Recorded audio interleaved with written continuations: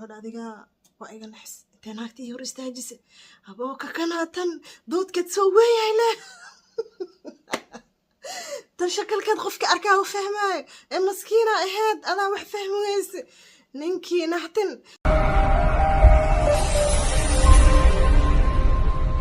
بسم الله الرحمن الرحيم السلام عليكم ورحمة الله وبركاته لكن نقدامنا سواتيم رجو دما ولا لا تيم رجو بحر وايدي سلامي سيتي عافماتكين مفعنتين الحمد لله أنا وايدي في عنا أنا الله سبحانه وتعالى يما هادو سقناتي من البدو جوكتا فرحات عافمات إن شاء الله هديتا مركز كوريس أي أركيسيد أدا إفير سوسيد سبسكرايب إنوده أو نوصو بير أو هنجتين سوك اللاقي شيرتنا نوقدر هدي أنا لجو جرتن وكاغم هاد عنا حوق أنا دين شعل هاي دمان ولا لا تيم رجو كحران sidoo kale Instagram hadihin Snapchat meel walba YouTube kay my rajo oo weyn abay qisadi ay dhahdeen ma sha Allah horta qisada ma sha Allah waa soo diyaarinayay oo maxay ahayd anina waa mashquulay haddana subaxdii hore dhan hada hoosha xoogeeda qabto low battery waxa rabaa meel jifta labis anyway فاكتور قصة لكن وأقول حميسين موقتها سبحان الله قوم لول هبلاي لول بس خطر اسكتين كبعد وادي كامس خطر زانا اسكتين هذا جوه ويسين موقتها إلا إن لما قبل اسمه جعلان مركز قوم لول لما ديه كرسومة لكن لو قبل استعلان هاين أو جعلك وضع حيلة أنا بمسود دي اللي هي قصة دان مركا أنت عن لغدهن اسمه شكل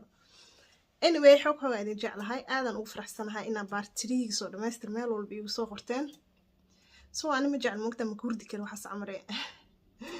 soo dhameystir waxay aaway haafka hadii laga badiyo anyway waxa arkay gabdho badan qisiis soo direen oo aad akhriskooda aad u dheer yahay sidoo kale gabdho kale oo team rajo igu soo qoreen qisaarna inaan kula wadaagno insha Allah Instagram-kii halka idin soo dhigay igu soo biira waxa la waxaysiina igu soo dira sidoo kale qisada waxay inoo mareysay yaalay loobin in gabadhi dhahdo waa guura gabadhi ilmaha haysatay waxay dhahdo waa guura markay dhahdo waa guura ayaa waxa dhacday dagaal ayaa la siiyay waxa is dagaaleen laba wiilo yar hal wiil waxa dhashay gabadha ilmooleyda ee gabdhihii reer burcay la digneed gabar kamid ayaa dhashay wiilka kale oo la dagaalay ilmo yar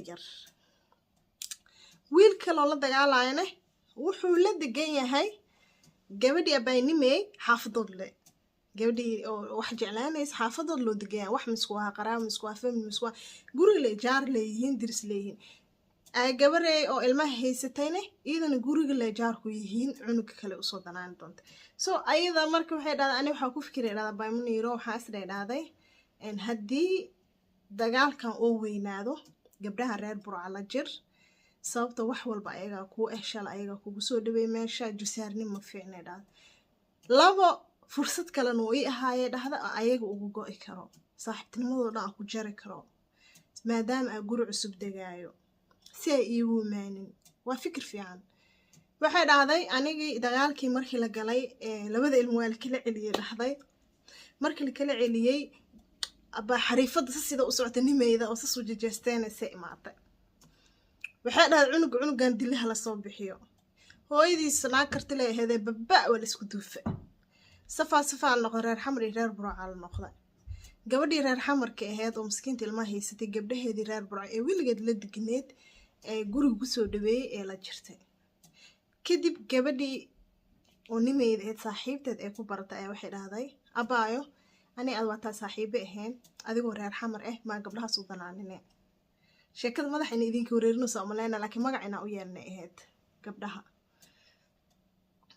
markaas waxay ku tiray aniga dadka aan la deganaa aan la ceesho qabiil ma fiirinay laakiin dadka aan la ceeshay aan la deganahay waa walaalahay sidii gabdhihii cawlku noqdeen alxamdulillah waxay dhahdaa aniga fursad ay yeeheed maadaama guri cusub iyo nolol cusub asbaysanay si aysan gabardaba saaxiib aan oo la noqon go'aan ay ka gaaray nin ha igu noqoto naag ha igu noqoto I don't know wax iga gal ma laha anyway waxay dhahday sidii dagaalkii lagu galay meeshii waa la cabsan jiray waqtigaas booliis ay dadka fariin ka qaadi jiray waxay dhahday ana xaaladda booliiska fiirinayna ay dagaalkii gabdhihii la galay gabdhihiin sidii ugu go'ay nimey iyo walaasheed. Anyway, waxay dhahday waa soo guuray gabdhahayga isu sugotay reer Burco waa soo rarnay waa lii soo raree dhahday guri oo waxaa digay dhahad xoogaa ayay ka fog xoogaa ka fog laakiin gaari looma raacayo isla booley markaa il dhexdiisa ayay aheedee dhahday waxaa digay dhad xaafad dabaq ah kadib waxay dhahday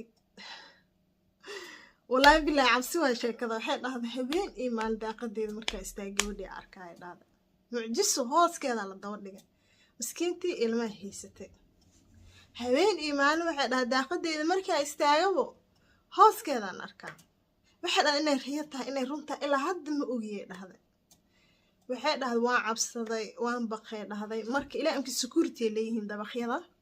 qofkii yaqaano oo booley waxay dhahday dabaqaas 4 saac weyn wixii ka dambeeyay qofka soo galay wuxuu soo gali jiray bidaaqo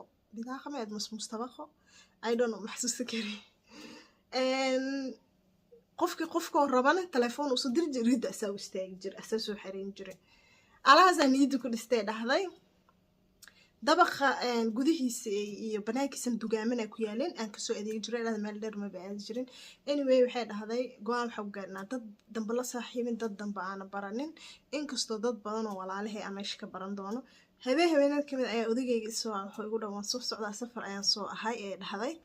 kadib odagayga ayaa yimid ee dhahday odagayga markuu imaaday muddo bil asagoo bishiisa wax yar ugu dhiman tahay ayaa habeenada kamid ah xalfad ayaan aadnay dhahday xalfadan waxaa dhiginayaan dhahday ninkeyga reerkiisa habrirtiis iyo familkiisa marka waxay dhahday qatarzana inta u labistay dhahday iska dhig qatariz iska dhigay dhahday yaa waxay dhahday ani xaajiga dhax iska qabsane waxay dhahday orday hal dhay xalfada hala aado xalfadii markii laga soo laabtay oo jidka la maraayay qaac abaa helay waxay tiri isku naxay gabarti aan ka saay oo nimay ahayd ay hor imaatay dhahday ninkaygan qisada waa toon la socday dhahday masadyada aan u diray sheekadan part 2 ay ku jirtaa masadka xilliga ninka loo diray marka waxay dhahday waxaan dhahay fiir qofka horteena soo socda fiican fiiri cabaar ay noo jirtay dhahday markaasuu fiiriyay waxay dhahday ninkayga wuxuu ahaa dadka aadka u xishoodka badan dadka xoog u fiirinaynin waxay dhahday anigana waxaa jeclay dhahday sheekada inaa ka salgaaro qofka si fiican u tuso wajigiisa wuxuu dhahay waa u jeedaa laakiin ma fiirin karo wayna fahmaysaa maxaa u cabsanaysaa waa istaajiyay dhahday hay salaam calaykum saata baa fiican tahay nabad xaajigayga waa kana barsho wanaagsan iska baro baba si fiican fiiri gacanta soo sii wajijinay dhas fiican fiir amar ayuuna saatano ma sha Allah qurux loo waaye shalay maxay dhis nin fool xun badanaa qabo haddana caawi kalkacsiin labadood lamaanaha eno khatar u labsan yihiin hay saatana wad khayr alxamdulillah magacay barashoonaagsa hay balaa lii dhahay aniga tabay balaa lii dhahay barashoonaagsa adiga waa soo baxnay ay dhahday ninka wuxuu adiga waa iga naxis naagtii hor istaajisay aboo ka kanaatan doodkeed soo weeyayna tan shakalkeed qofka arkaa u fahmaayo ee maskiina ahayd adaa wax fahmi weyse ninkii naxtin war ma yaalo fiis degdeg inaa soo raadiyi waaye ilaahay inaa bari waaye soonka inaa badiyi waaye aniga war ma iya nina ka ordi jire naagle doodka saan weyn maxaa waaye anyway horta qisa aad iyo aad cajiib u ahayd habeenkaas aan tusay dhahdo odagayga waxay ii ahayd khayr guuritaanka wuxuu ahaa khayr odagayga maashiisan waxay ii ahayd khayr laakiin waxaan ka mid noqon lahaa ayay dhahday dadka ku dulooway wadamada shisheeye amba qurbaha so waxay dhahday alxamdulillah qof iimaan la ayaan ahaa anyway waxay dhahday maalinkaas amba habeenkaas ayaa iigu wardambeysay araggeeda maqalkeed iyo muuqeed habeenkaas ayaa ugu dambeysay kadib isma arkin laba indhood isma saaray habeenkaas way u fiicneed in ay tuso ninkeeda ay barto indha adeeg itra isbarto gabadhan dirisa ahaan jirna gabarta ka ay sheekeynay waa camar anyway marka waxay dhahday khayr ayay ii ahayd waxay dhahday kadibna sidii ayaan ku waayay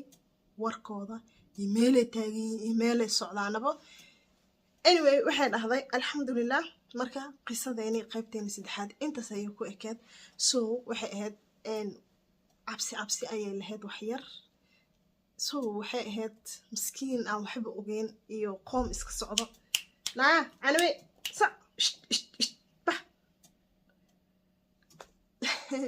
fiilintii surneerta inay ka wiifacaasho anyway xoogaa idin jeclaa meel ba adduunka joogtaan insha allah farxad iyo caafimaad iyo kheyr iyo bashbash iyo barwaaqo ku noolaada qisadeenina intaasay ku ekeed waxaa rajaynaa videoga inaa noo sheer garay doontaan noo leeg garay doontaano videoga iyo video lamid ilaah kulmeen anigoo ah walaashiin muniir abshir ismaa xoog idin jecel waxaad ilaahay assalaamu calaykum waraxmatullaahi wabarakaatu bye bye